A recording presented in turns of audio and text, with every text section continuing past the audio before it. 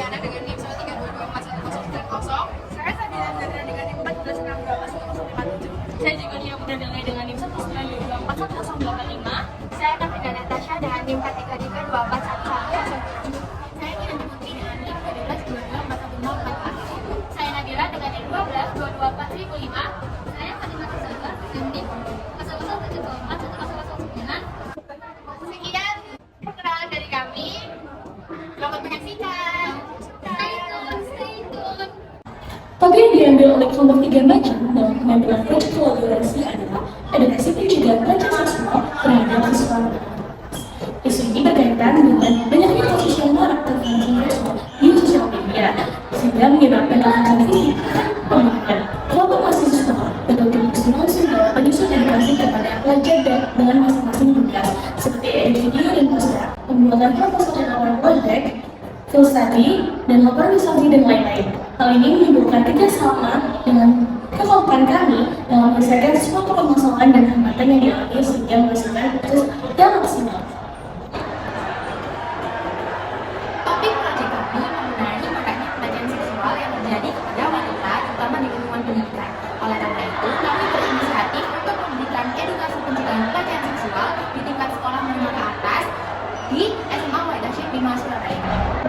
Selain itu, pada saat pelaksanaan expo, kita juga merancang edukasi kepada pengunjung melalui master games yang sudah disediakan. Kemudian, kita juga memberikan kesempatan kepada yang berkenan untuk berbagi pengalaman yang serupa di dalam sticky notes yang sudah kami berikan.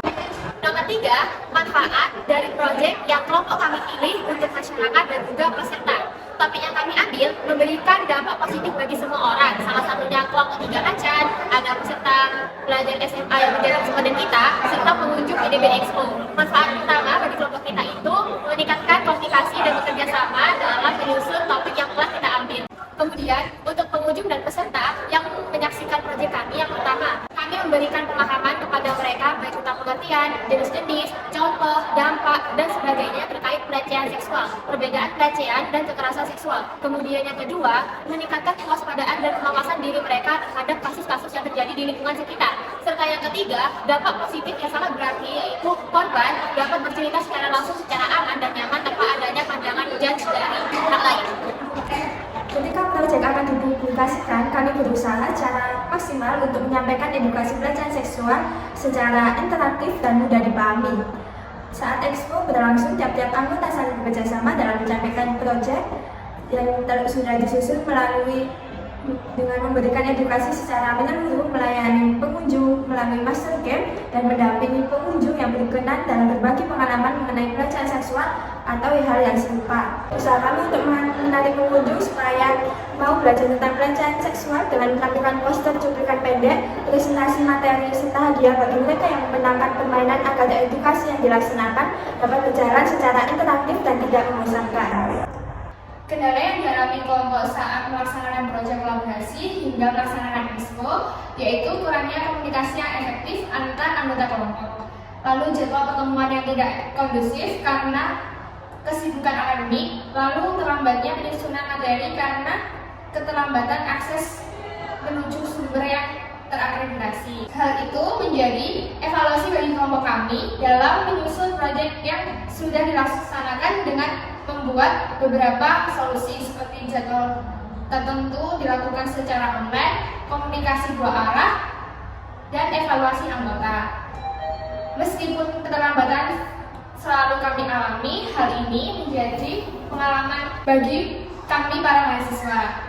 Dengan solusi tersebut, kami dapat meminimalisir masalah yang kita alami saat kerja proyek kelompok. Terima kasih.